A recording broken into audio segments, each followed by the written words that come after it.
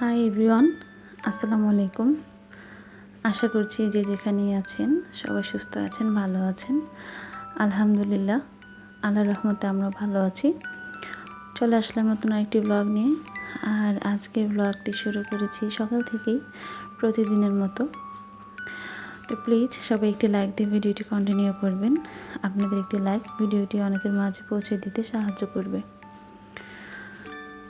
আর আজকের ভিডিওটা একটু অন্ধকার এসেছে, কারণ যখন আমি সকালবেলা নাস্তা বানাচ্ছিলাম তখন কারেন্ট চলে গেছিল।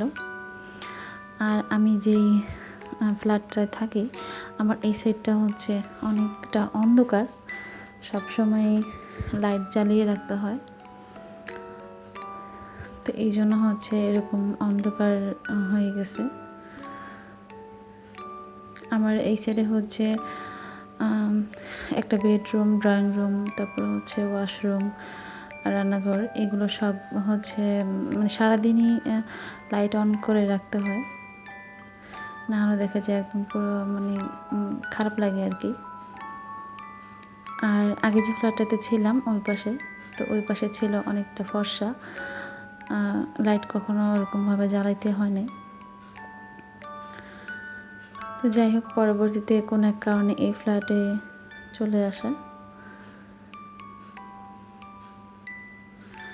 আর অন্যের বাড়িতে থাকলে এরকমই, একদিকে না একদিকে অসুবিধা হবেই, সুবিধা অসুবিধা। ঢাকা শহরে ভাড়া বাড়িতে থাকলে এরকম প্রবলেম থাকবেই।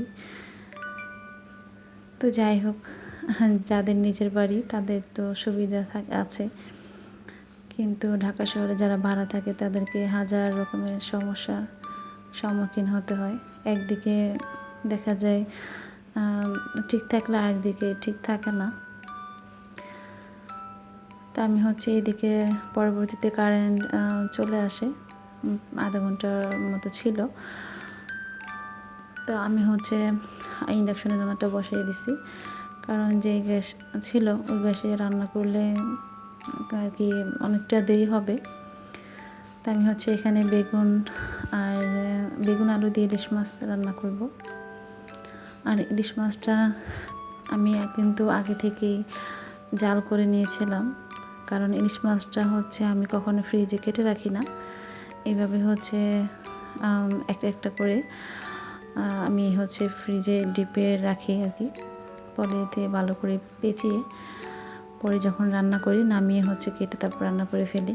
আর অনেক সময় মাছ সাথে সাথে রান্না করে ফেললে কেটে অনেক সময় হচ্ছে ভিতরে লবণটা আর কি ঢোকে না। তো এই জন্য আমি ইলিশ মাছটা এভাবে রান্না করলে আর কি সামান্য হলুদ আর লবণ দিয়ে তারপর হচ্ছে কিছুক্ষণ জাল করে নিই। এতে করে মাছের একটা ঘ্রাণ আসে ভালো, আবার লবণটাও আর কি সুন্দর মতো আর কি ভিতরে যায়। আর মাশাআল্লাহ, আজকে তরকারিটা খেতে অনেক মজা লাগছিল। আর আমি হচ্ছে এখানে কলই শাক ভাজি করে নিতেছিলাম।